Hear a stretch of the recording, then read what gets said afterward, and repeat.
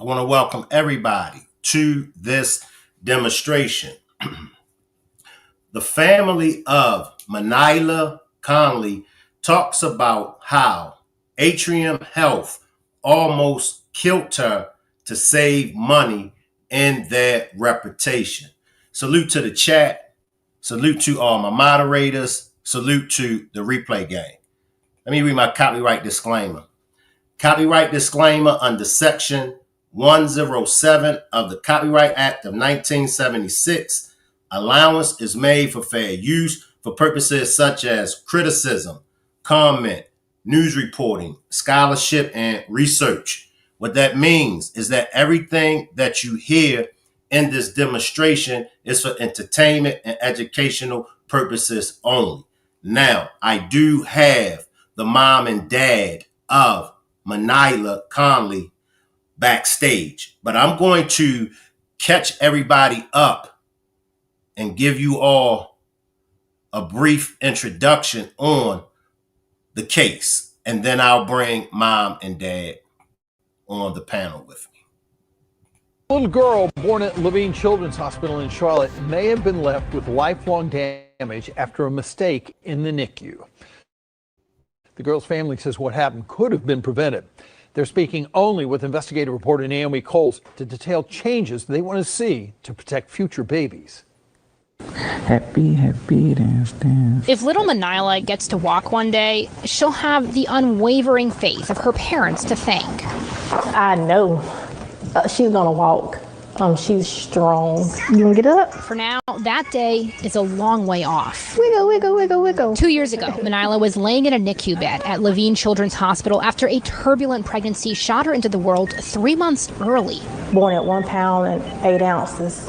When did you first start wondering about her care in the NICU? The first time I started wondering about her care is when her skin was burnt off her back, shoulder blade to shoulder blade.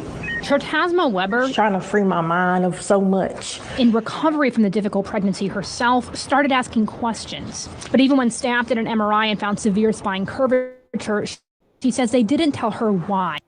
There was nothing wrong with her spine. Weeks later, Weber heard the first clue about what happened, accidentally, from a nurse who thought she already knew. This note from Manila's medical record explains. May 17th, more than 2 weeks after a tube was placed on Manila's spine soon after she was born, staff wrote it had been placed in the wrong position. Weber was in shock. Let me speak to someone else. And begged to speak to someone in charge. And now I'm being treated like I did something wrong because I found out what happened to my child. It was months before she got a meeting in mid-December with the hospital's chief medical officer, Andrew Herman. He walked right in and took out a piece of paper and pencil and drew a picture of what happened to my child. In this letter we obtained of his summary of the visit, Herman doesn't explicitly acknowledge a hospital failure, but he does acknowledge Manila's condition, the tube placement, and tells Weber he's sorry the hospital didn't meet her expectations. I had to write it down. Weber remembers this from that meeting, straight from the notes that Waiting on risk management to give me a call. she got that call, and eventually this email offering her $5.5 million. As I the principle of the situation that your employees failed to report what happened to my child. We need a better patient care system. But for Weber, the bottom line is that it took the hospital 7 months to tell her exactly what happened to Manila and to acknowledge a mistake. My daughter basically needs around-the-clock care. Today, Manila's mother says several of her numerous diagnoses trace back to her damaged spine. She's sleepy. Her end goal is clarity on what's been done to fix this communication and care from Atrium for others. Atrium told me in response to the story that federal privacy laws and anticipated litigation prevent them from commenting directly on this case.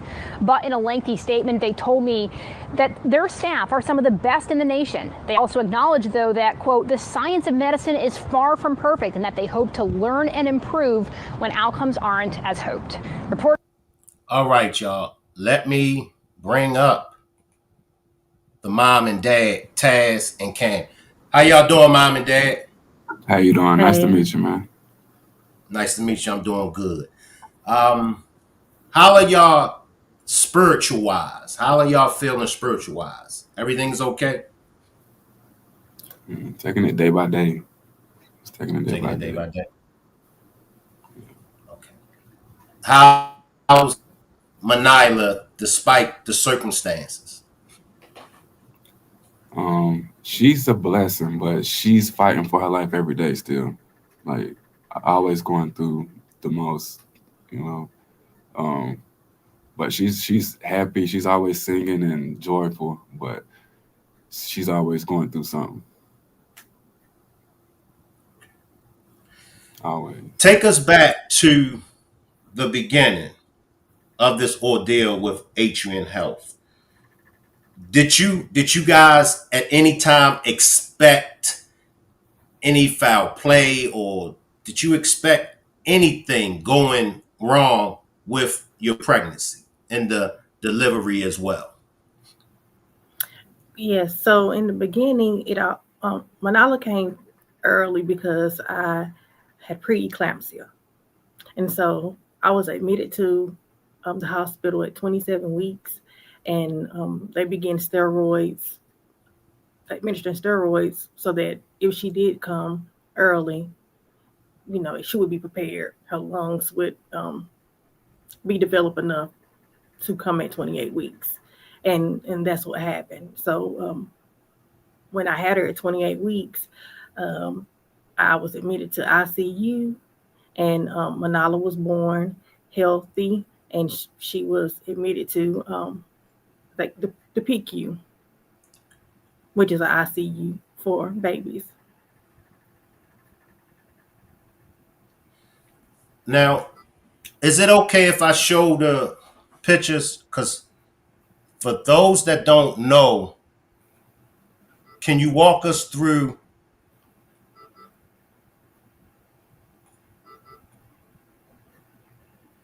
the diagrams that I have up? Absolutely. So the picture with her with the pink bow in her hair, and it looks like her skin has been burnt off her back. Yes. That's when we started raising concerns. And when we asked, how did this happen to her back? The answer we got was they didn't know. Well, Manala was in their care. How do you not know what happened to her? It was just like, we woke up this morning and her skin was burnt off her back with little blisters. And then the one showing an X-ray of her spine, that's how her spine looks now at age 3.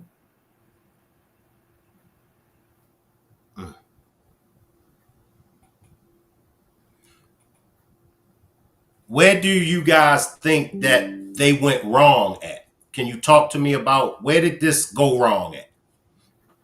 Okay, so remember, we didn't know this happened to her. So Manala was born April 29th, and May 2nd, they placed a PICC line, and some individuals call it a central line. They placed the PICC line in the wrong position. And the PICC line, you're able to administer medications to the child, any fluids of that nature to the child. And it was positioned in it was not placed correctly. And it stayed that way for over 2 weeks. When you administer this line, you should have an ultrasound and also x-ray at the same time to make sure that it's been placed correctly. That didn't happen for Manala. It was just as if the line was just placed and assumed that it was in the correct position. After her having the PICC line in for just 2 days, her health started deteriorating. Nobody thought to check the PICC line. For almost 2 weeks, they x-rayed her every day.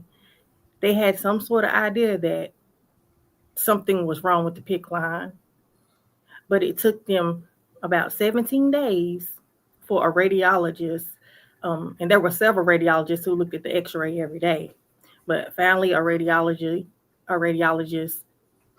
spotted the PICC line and notified the staff that it was placed in the wrong positioning.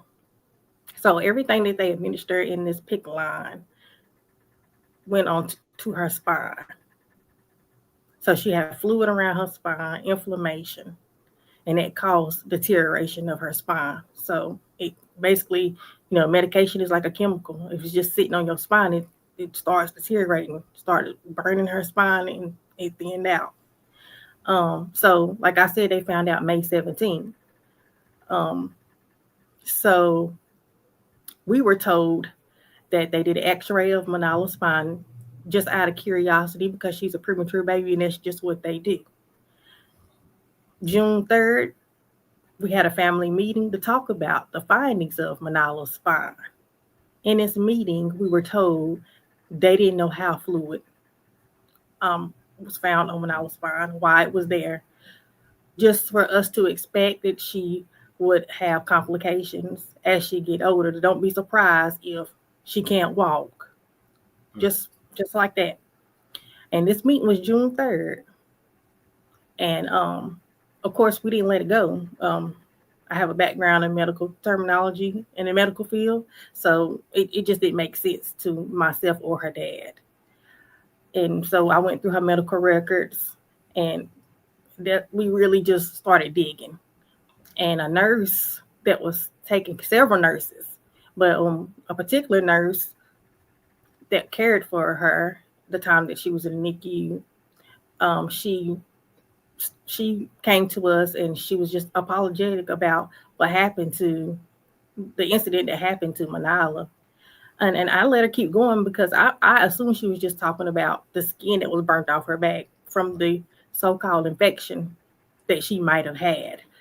And that's when she told me that there was a PICC line placed in her. They found it placed in her incorrectly, and that's why she has been lethargic. That's why she was having all the trouble she had. That's why her spine is the way that it is. And so we found out,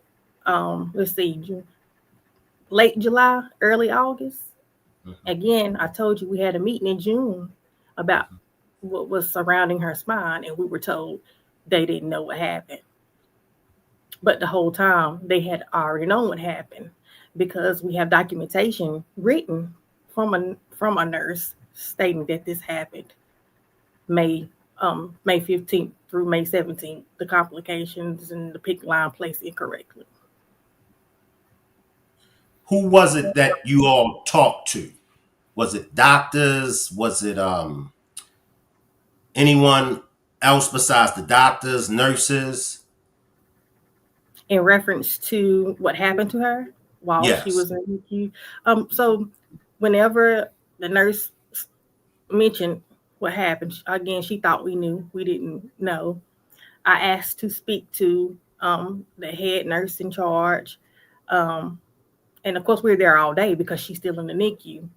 And of course, they tried to, brush it off, didn't want to talk about it. But then I finally spoke with a nurse and a head nurse. And they wanted to talk about it in front of other patients, in front of other parents, because in the NICU, if you have never visited the NICU, there are no doors, so you can hear everyone's conversation. And at that time, I didn't want to have a conversation right there in front of other parents because their babies is still in the NICU. And I didn't want to frighten anyone at that time. But anyhow, we eventually go to a consultation room, and I said, I know what happened to my child. And they, no, that never happened. That didn't happen to your child. Just kind of just brushed it off like, um, I just pulled this out of thin air. So after that day, now they was ready for Manala to go home. Now she's doing better, and it's time for her to go. Um, and it Wow. had almost been over 80, 90 days that they should have been preparing Manala for home. But according to some staff, my daughter was being neglected um, in the care of professionals. Wow. Can you walk us through this pic right here? Yes. So the one that says Atrium Health Levines, that is the day that Manala went home. And that was a rough day because they tried to give us a hard time, kind of try to keep my baby that day, try to get her in an area by herself. So they were really mad at me that day, but I didn't care. It was about my child safety. And on the other picture with her lying in the bed, that's how she has to sleep every night. Mm, mm, To avoid injury. mm.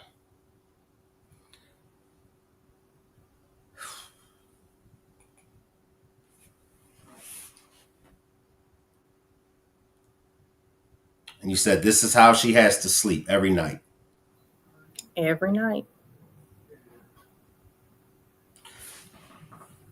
So I read where they tried to offer a large lump sum of money, I believe 5 million, a little bit over 5 million. What was that about? Why do y'all think that they offered that to you guys? I mean, They didn't want us to talk about it. yeah, Okay. Okay.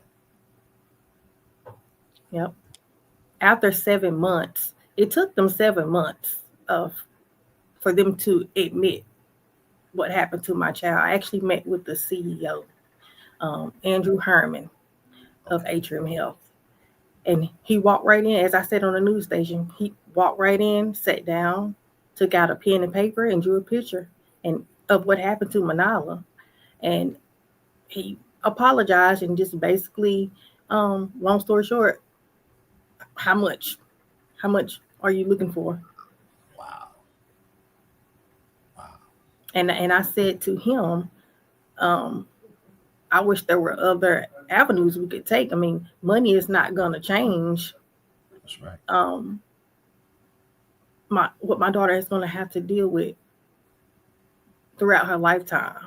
Um, like I wish there was just something else we could do besides just money.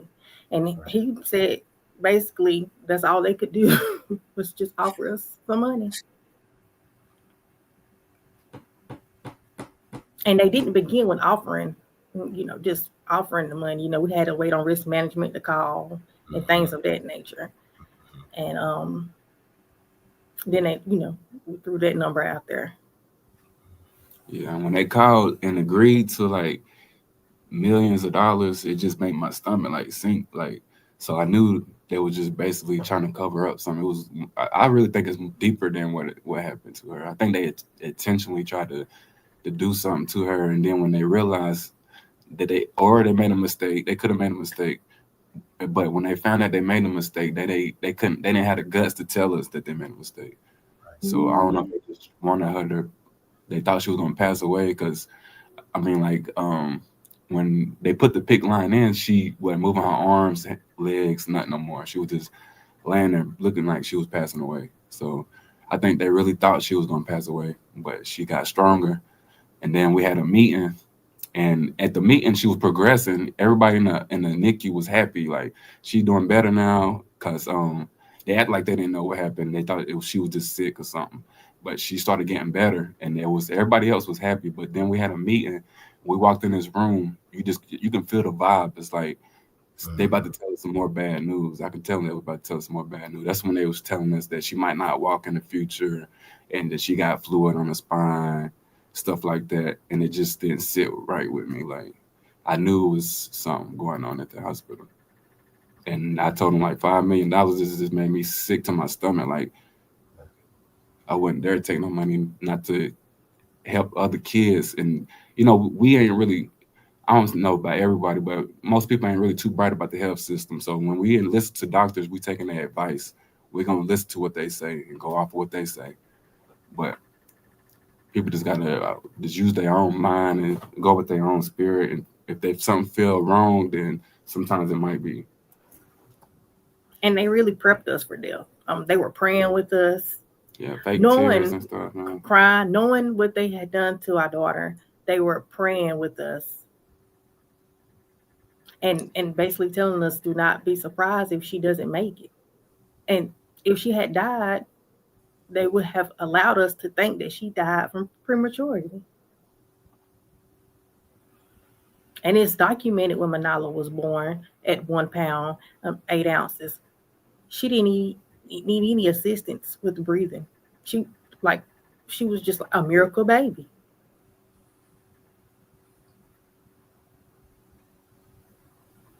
I get real emotional. I lost a 3-year-old daughter in '97, and it just opening up old wounds. They could never get to the bottom of what was going on. They could never, it was always introducing new medication. Like you said, they were basically preparing me and the mom for death. And, so, oh man.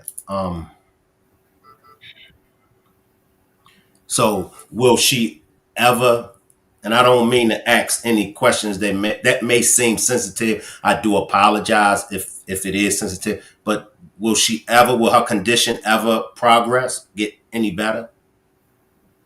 Yeah, she's done so much. She's a miracle. She's very strong. Yeah, strong, smart. And she just had the energy. And now she's starting to learn, like, she has some disabilities and some setbacks, but she just has the effort. Like, I know she's gonna be able to walk one day. And her hands is kind of closed, but she be working her hands, opening her hands. She always happy and singing and learning. She can say her alphabets already, count to 30, stuff Smart. like that. She is intelligent. She's an intelligent 3-year-old. When we have doctor's visits, they praise us on how well Manala her progression has been, because you just don't see that often. A child that has been through so much. Manala lives a normal. We treat her normally. We don't treat her like she has limitations. We know that she can do it. Just looking at that picture, she just looks like she's ready for the world. Like she's ready to conquer anything that come her way. She's very determined. Yeah, she looked like you better not get her wrong, but she just looks like she's ready for the world. Do y'all remember this day that the picture was taken? Do y'all remember what was going on this day that the picture was taken? Yes. Manala, this is a really recent picture, maybe a month ago. Okay. We were at Shriners Children's Hospital, and she has a lot of visits at Shriners. That's a specialty hospital. And she had surgery on both her feet and her hip. And these surgeries are from what happened to her spine. Yeah.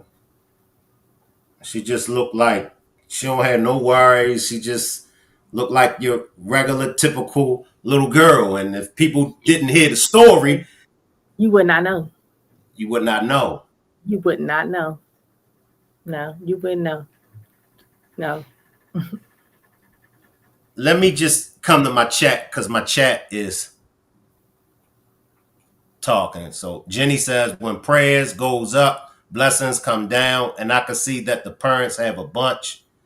Mary Kay says she's beautiful. Thank Voice you. Reason says She's beautiful. Jenny says, of faith. And as long as they keep that frame of mind, God will always be there for them in her because she's a pretty baby. Angel, I believe Angel one is family of you guys, but she says she has a strong praying family. Very beautiful Yeah. baby. She is gorgeous. I would like to send you a virtual hug. Happy baby girl. She's original. Very beautiful baby.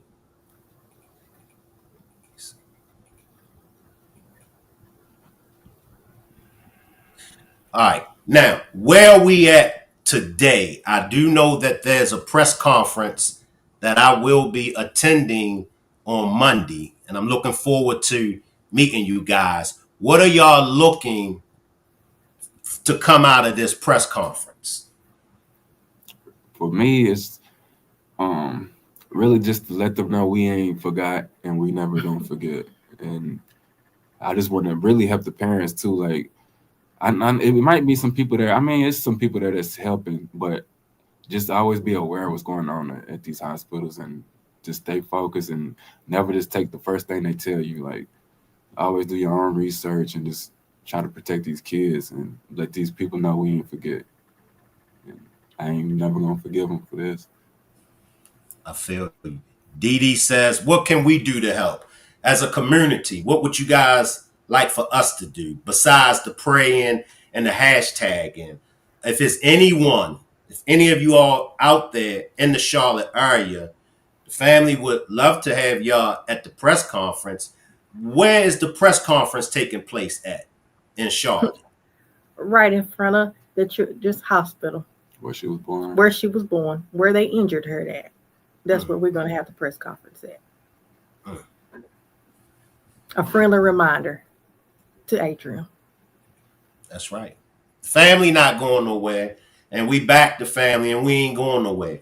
David says, sounds as though she needs as much daily physical therapy as she can handle.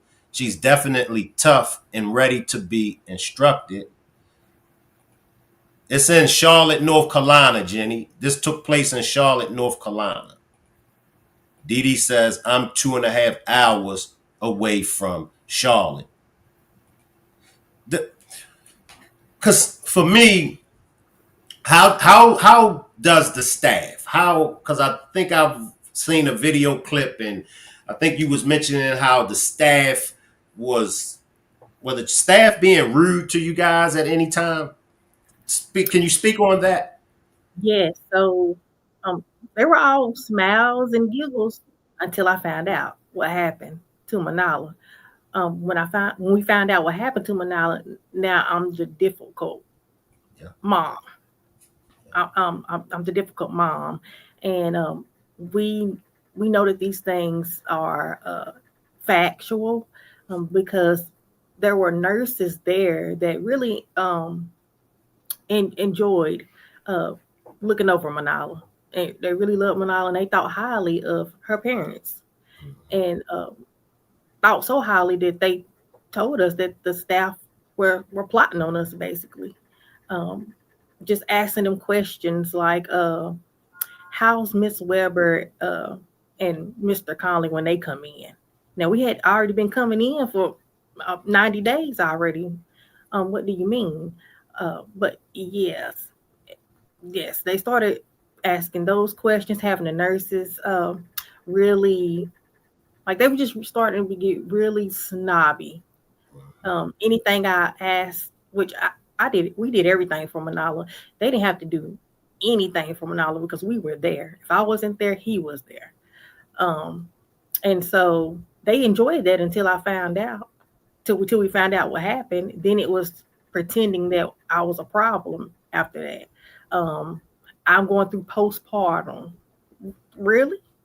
I'm going through postpartum after 90 days. The night that the picture you showed where we're getting discharged, that night, you spend a night with your child before you are discharged.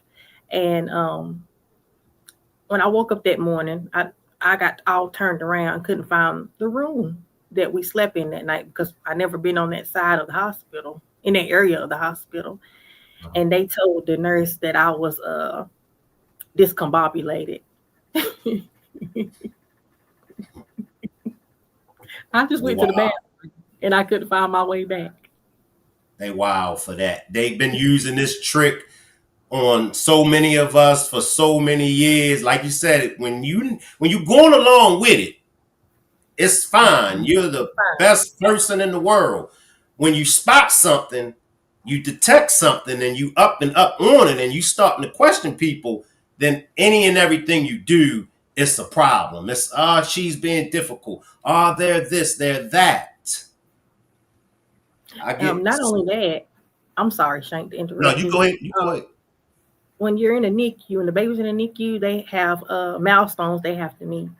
And one of Manala's milestones at the time, she had to drink a certain amount of milk a day. Well, they didn't know that I found out how to calculate how they calculate their milk. And I kept a notebook.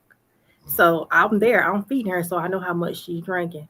They started miscalculating how much she drank, how much milk she was consuming purposely. And when I would correct them, they would say, "Hold on, Miss Weber, let me go check." And they would go back and check and come, "Miss Weber, you're right. You're right. She did. Right. She did so well." Right. And let me just say this. A shout out to all women. No disrespect to the fellas, but the women, see, it be the little things like that us fellas, we don't really pay too much attention to. We let stuff like that slide. We'll be like, man, I ain't worrying about that, man. I'm worrying about bigger fish to fry. But it's them women. Them women, y'all be on the little things. Y'all writing the time down. I don't care if y'all stay in that notebook. Y'all going to be up and up on it. So I want to commend you for keeping track of everything. I'm just, because I get these type of cases all the time. And I just want to know, when will it stop? How hard is it to protect and take care of these babies? But then, like you said, Dad, you think it's a bigger picture. It's a bigger scheme in all of this. And this is why the babies aren't being protected. You want to go deeper into the bigger picture, Dad, or? I mean, I think it's not. I don't really know if this is a race thing, but I think it's certain people that has like I don't want to say like the power of Messiah, but this had like the pureness of, like, I don't know how to explain it, man. But like, I think they just try to hurt the most purest people, like the people that's really trying to do good, the people that's really trying to help people, the people that's trying to lead people not down the right path. They don't like that. They don't like people that studying and it's asking questions. That's, they don't like people like stuff like that. I think they just try to derail people that's really focused. That's what I think. And that's facts, Dad. And they famous for shutting us down. They famous for shutting us up. That's why, like, I love social media and I love the content creators. That's what made me want it to be a content creator, because us content creators, we don't gotta be political correct. Yeah. I don't gotta keep y'all away from certain questions. I can ask y'all whatever questions I want to ask y'all. I don't have to worry about nobody that's financially backing me, and supporting me. That if I allow y'all to come and tell y'all a story, damn, I don't know if I want to have them up here because they might offend my backers, But in this day and time, we got to get out of that gray area. We got to call a spade, and people has to take accountability. Every demonstration I do, I talk about accountability. Hey, look, it could have just been a mistake. Could have been a mistake. But when they don't come forward and take the accountability, then it makes parents like you. It makes us think like, because we're not dumb. Yeah. God gave us the common sense. Absolutely. You could check and I'm gonna let y'all come back in because I get to talking and won't never shut up. But we Yeah. know how to check the temperature in the room. We know when somebody ain't for us. Yeah. Once it hit the You know, spirit, and y'all come then back in because I'll talk and won't shut up. yeah, once it hits my spirit, like I get a gut feeling in my spirit, and then it happened. Like I could see it too. Like 1 + 1 = 2. I don't add or nothing else around. Like whatever I see, then if I get a bad feeling too, it's just I'm gonna stick to it. You know what I mean? I'm gonna stay focused, do more research on it, or figure out if this is really right or not. You know, I ain't just taking people's word. If I'm in the hospital, and I feel like even when she was in the hospital first before when she was pregnant, and they first put her in there before they took the baby. I always felt like I never left her. I stayed there the whole time with her, like while she was in the hospital. But as soon as I left to go get my other kids to bring them up there to see her one day, that's when she started having complications. I always tell her, like, watch what medicine they give you, like watch what they say, like always be like I'm always on my P's and Q's. But when I left, her blood pressure started going up. She called me and was like she couldn't breathe, so I just immediately went right back, and they was already starting to push her in the back, and I just felt in my gut just like something ain't right, like, and it just kept leading on and on and on and on, like. Yeah. So what he's referring to is while I was in the hospital, and they knew I was there for preeclampsia, and my chest just started feeling really tight on April 29th. That's when Manala was born. And I called the nurse and I said, my chest hurts really bad. And I feel like I'm gonna die. I don't know what that feel like, but I feel like I'm gonna die. And she said to me, you just having a panic attack. I said, ma'am, what am I panicking over? I just had a great meal. I'm fine. I'm not fine now, but there's no reason for me to panic. I'm panicking now because you're acting like I'm not hurting.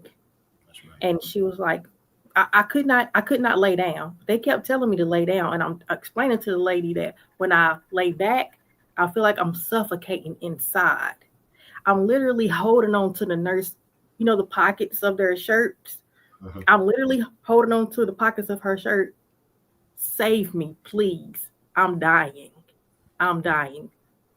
And they were, Miss Weber, you're okay. You're okay. Thank God this other lady come in.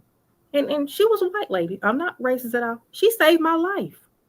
She saved my life. She said she is hemorrhaging internally. Had she not said that, I may not have made it. As soon as she said that, I just passed out. But thank God for her because she could recognize the sign. Right. But there were 2 other nurses taking care of me. You knew I was there for preeclampsia. But they didn't act like they knew I was there. According to them, I was just overreacting, having a panic attack. But literally, my stomach had to be left open for 2 days. I was in ICU. I barely made it. And then to come out of ICU and find out, I'm sick. My kidneys are failing. I'm sick. I didn't see my daughter, or I didn't even remember I was pregnant when I woke up out of ICU. But to know that I'm African American female and the trouble I had in the hospital, then I have to wake up. And now my daughter is African American and they nearly killed her. That's right. That speaks volumes. That speaks volumes. Now you said 2 days you had to lay with your stomach open. Was that what was that about? Was it necessarily or was it standard procedures? It was necessary because I had to get a blood transfusion. And I wouldn't stop bleeding. So they had to leave my stomach open for 2 days. And I'm not too familiar with that part because I just started focusing on my daughter once I got healthier. But yes, they had to leave my stomach open for 2 days because I bled so much during delivery. Yeah, they couldn't close her back up until she started hemorrhaging. Right, right. And I heard you mention the African American women, the black women. Once again, another thing that we've been experiencing for hundreds and hundreds of years. And I do have a mixed audience on my podcast. And some would always say, Shank, why you always got to make it about race? Shank, why won't you just stop talking about race? We can't stop talking about race. And I'm going to tell you why in this situation with Mom Dukes, because it's still going on today when it comes to African American women. And you can build with me so they can get a better understanding for those that don't. When it comes to African American women, when it comes to medical care, when it comes to pregnancy, do y'all know? And this is for those that want me to stop talking about race and do you know the statistics? Do you know what black women go through? Mom, can you help me with this? Because they seem to never understand me when I try to break these things down to them. You are an African American woman. You are a black American woman. Can you please give a better demonstration than me? Let me just say that. Come on, Mom. Come on. Absolutely. For first of all, I should have been made aware that preeclampsia exists. Had I been made aware, I maybe could have had a full-term pregnancy because there are medications that I could have been taking to keep my blood pressure regulated so that my daughter could grow full term. I never knew anything about it. That was my OBGYN, her job to educate me on these things. I did not receive that education. The day that I found that I had preeclampsia is the day I was admitted to the hospital. Not one hospital, two. And then to get in the hospital and you know why I'm there, and I'm telling you I feel like I'm gonna die, and you're talking to me like you just overreacting. You know, that's scary. That's scary to be begging for help and other individuals looking at you, and they don't have to be just one color. It's based on the person. You know, for individuals just to look at you like nothing's wrong. Oh, you'll be okay. And I'm hanging on to your coat pockets, telling you that I'm dying, and you're not taking me serious. That's a scary thing. And I'm in an environment where, only God can save us, but I'm in an environment where I feel that there are people here because this is their job to try to save my life. But I didn't receive that treatment that I should have.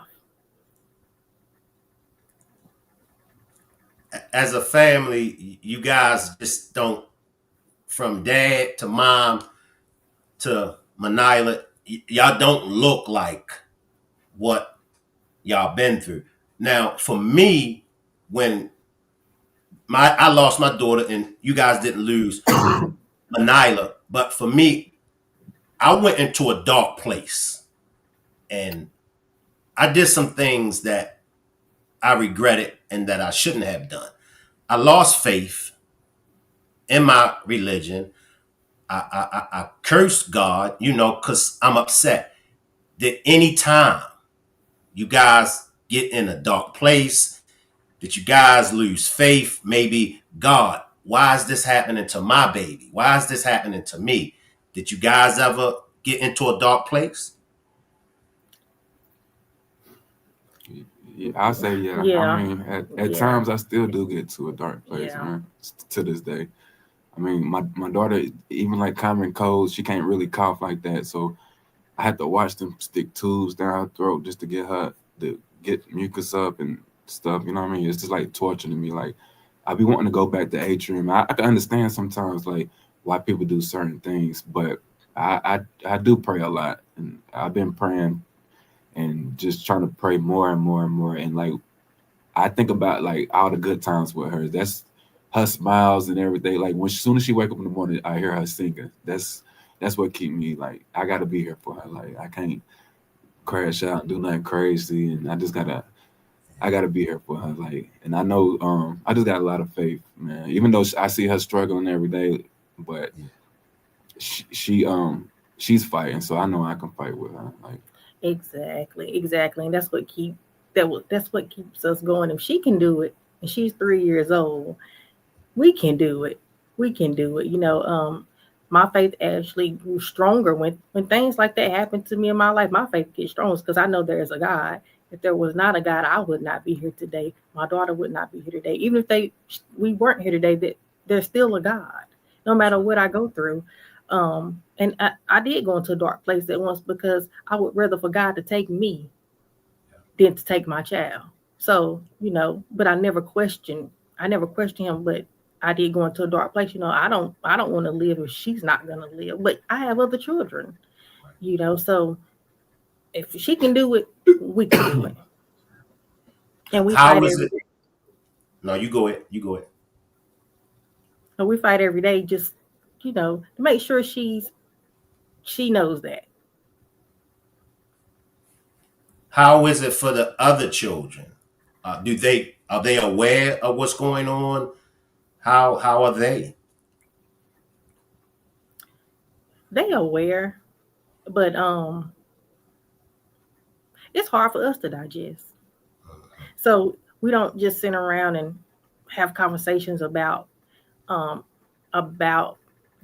the details of what really happened to Manala, because you know you never know what might happen. They may have to go to the hospital, and who knows? They may be like, you know, I'm not going to the hospital. You know, so we don't go into great detail, but they are very much aware. They see the struggles that her daughter, that their sister go through. They're aware. They're very much aware. I just had to keep going back to her facial expression in the picture.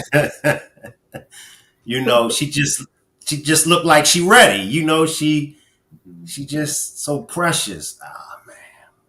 She's a feisty one. That's what you say, that's your match. We all have that one child that give us our run for our money. Is she your match? Yeah. Both of them. We have two girls. They both a match. Yeah. Double trouble. Double the trouble. Okay. Oh man, oh man.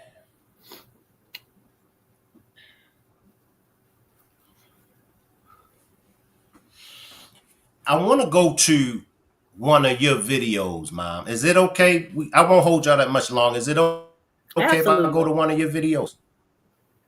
Okay. Give me 2 seconds. 2 seconds. All right. Which one do I want?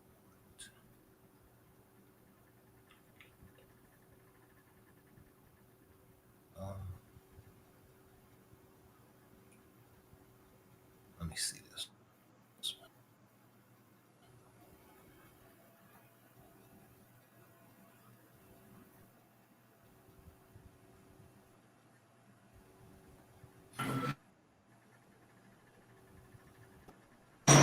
Tuda. What's up, YouTube? Tuda gets her cast off today. Can you say hello? Okay. Tuda. Say hello. Say hello.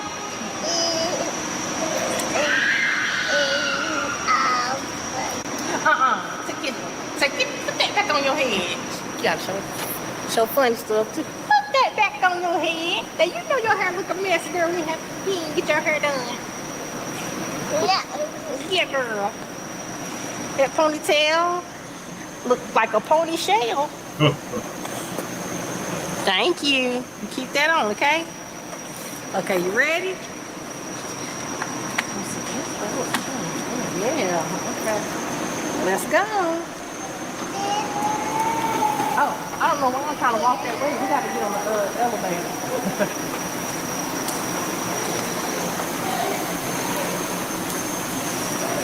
Let's find the elevator. I'm gonna come back to it, Mom and Dad. What do she like to eat? Do she eat normal? Do she eat regular? And I don't want to be sensitive, but do she eat cake, ice cream? What's her diet like? So Manala is on a feeding tube. Okay. She also is on a feeding tube. A G tube, I'm sorry. And but she'll little taste tester. She'll tease us sometimes. She used to love pizza, just to taste the pizza. Honey buns, Reese cups. Yeah. She like her favorite is like to drink like pure leaf tea. She loves sweet teas, stuff like that. Let me come back to the video, y'all.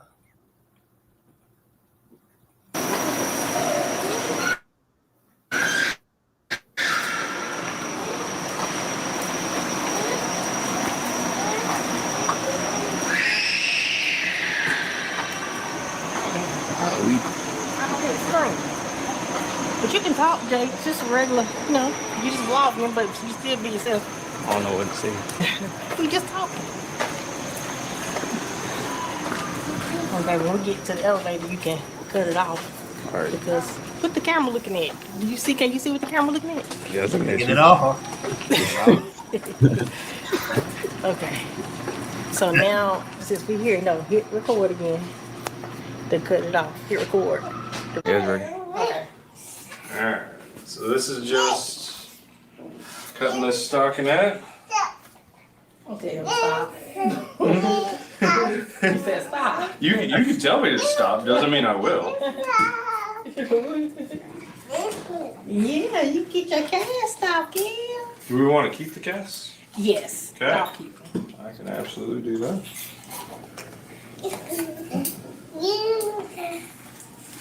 One.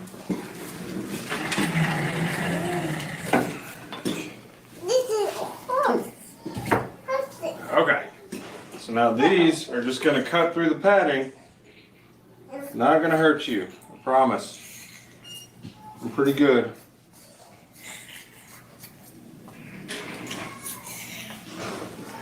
Boom. One down. That's some little legs. Tiny little legs.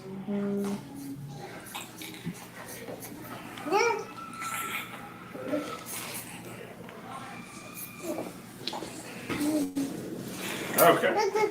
Two down. Thank you. Big reveal. There you go. She don't want that on her head. Look at No. that. That looks great. Same thing with this one, okay? You're doing so good. Much better than I ever expect with these kiddos. I know. I was like, I just hope she doesn't have be all red and bruised and Hang on. help. Alright, you look good. Help. That's it. Good job. You were done. Alright, so I'm gonna go look and see if we have x-rays. I don't know that we do. Okay. If we do, I'll come back and get you and we'll go to x-ray. If not, the girls are gonna come down and we'll do vitals. And then we'll get Dr. Heyer in to see. Okay. Thank So that procedure, can you talk to us what that was all about, the cask? Yes, that was procedure for her to have lengthening in her muscles to for her feet to be flat instead of like always like on her tippy toes. Yeah. And then she had surgery on her hip. And they went successful. It was successful. Oh yes, yes, the surgery went very successful. Was very successful. Okay, good. Can I get everybody in the chat and on the replay gang? Make sure y'all hashtag justice for Manila Conley and throw up some pink heart. What's our favorite color? Is our favorite color pink? I make her favorite color purple. I don't think she Okay, has a favorite color yet. okay. Everybody throw up some purple hearts and make sure y'all hashtag justice for Manila Conley. I appreciate this super sticker, Mari. Let me see if it's anybody in the chat. Let me take a few comments from the chat real quick. I felt racism imposed upon me, and then I have been treated with condescends and y'all know Shank Rock can't pronounce words. They contemptible indifferences by hospital staff. They have the GD complex, believing they can do no wrong. That's right. Tragic.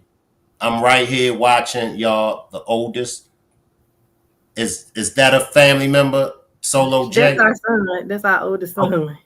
Okay. Shout out to the oldest, Solo J. I'm looking like, who the hell is this?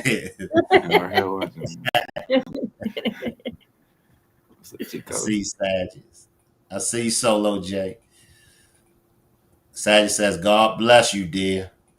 Let's see what else we got now here.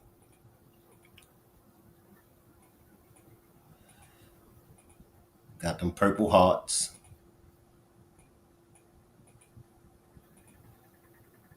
That baby is a trooper. She didn't cry or any of that. And you barely catch a baby that don't cry at the doctor's office. However, she seemed like she was having a good time. Yes, Lord. Have y'all seen her cry? Not around the doctor. She brave. She's very brave. Yeah. She be all singing happy. She don't be. She plays the piano. She plays the piano.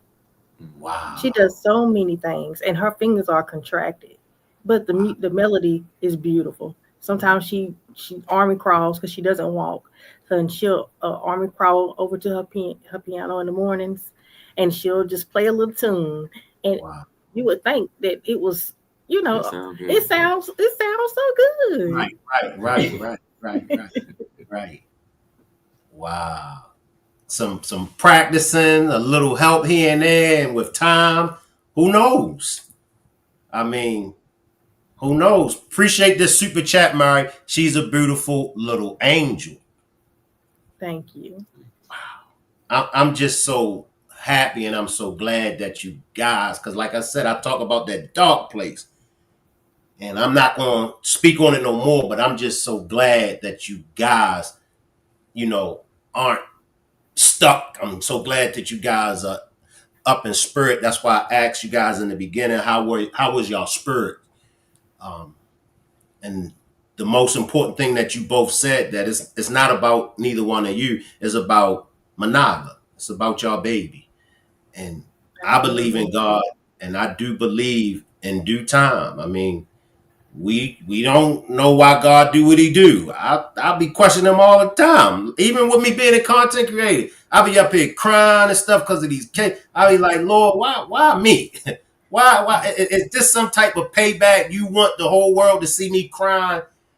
But it's God's will and God's work, and he has a plan for Manila. He has a plan for you guys. And I'm just so happy that you guys are together, and I'm so happy that you guys are a unit. And I want to commend you, Dad, because I'm going to call a spade. Black men, we always get a bad rap. Where the black fathers at? Well, I think we need to shine our light. And I think y'all need to put the microscope under this black dad right here. And I say it all the time, stop letting the media dictate, stop letting the media twist the narrative on us. If you want the real, come to us. Come to us. I know you guys got to get back to Manila. Is it anything else that you guys want to say? I told y'all I will talk. So I try to be quiet and let y'all talk, but I talk and be over here and over there. Is it anything else that you would like to say? I just would like to make it clear that we know that mistakes happen. We understand that mistakes happen. And we would have respected Atrium way more if they would have come to us and just told us what happened to our daughter. And the fact that you only took accountability once we found out, the fact that you had opportunity to tell us the truth in a small setting in a meeting, that concerns me. That very much so concerns me. So I just would like all families to be aware, ask questions, because it's evil out here. There is evil. Again, mistakes happen, but when you cover it up, is it a mistake? So I'll just leave you all with that thought. If it was a truly a mistake, why cover it up? And I just want to salute you too, man. I thank you and I appreciate you bringing us on too, and even the other families that you be helping and getting the word out there. And I respect what you're doing, man. I salute what you're doing too. Appreciate you, family. That's what I'm here for. If y'all want to come back, just Shank, can we come back? We forgot something. Whatever it is y'all need Shank to do, you got me. Just hit me up. We locked in for life. I'm looking forward to meeting you guys on Monday. Absolutely. Everybody come out. If you can come, you're more than welcome. We have to make us, this is not to bash anyone, but we have to take a stand as a community. And community involves more than just one race. Yeah. It can happen to anybody. So I feel we all should come together. Sure. And I say it all the time. Today, we're up here advocating justice for Manila. Tomorrow, it might be one of you guys reaching out to Shank Rock. So absolutely, we know it takes a village to raise one child. Well, we need the village to stand up. Manila is all of our baby. All right.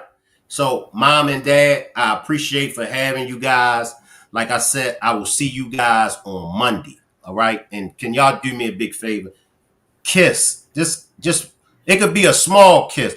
Just kiss this little angel right here. I gotta keep showing her picture. Just kiss her for me and say, Mr. Shankrock just wanted to let you know that he love you and he thinking about you.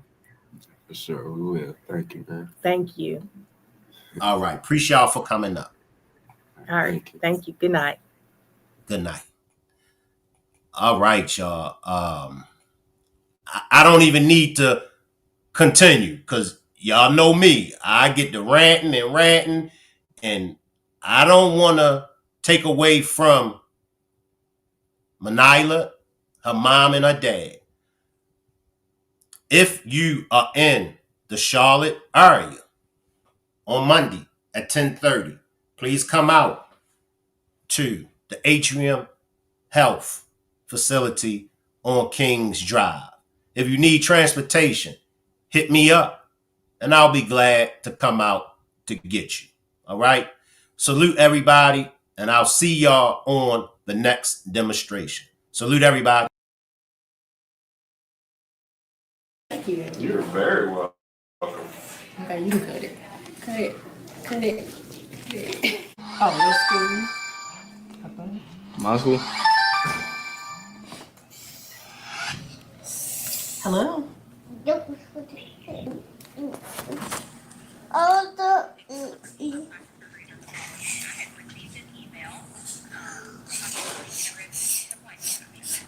Yes, ma'am. I am currently at the doctor's with my daughter. Can I give you a call back? Yes, ma'am. I'll do 1903. Okay, thank you. Bye-bye.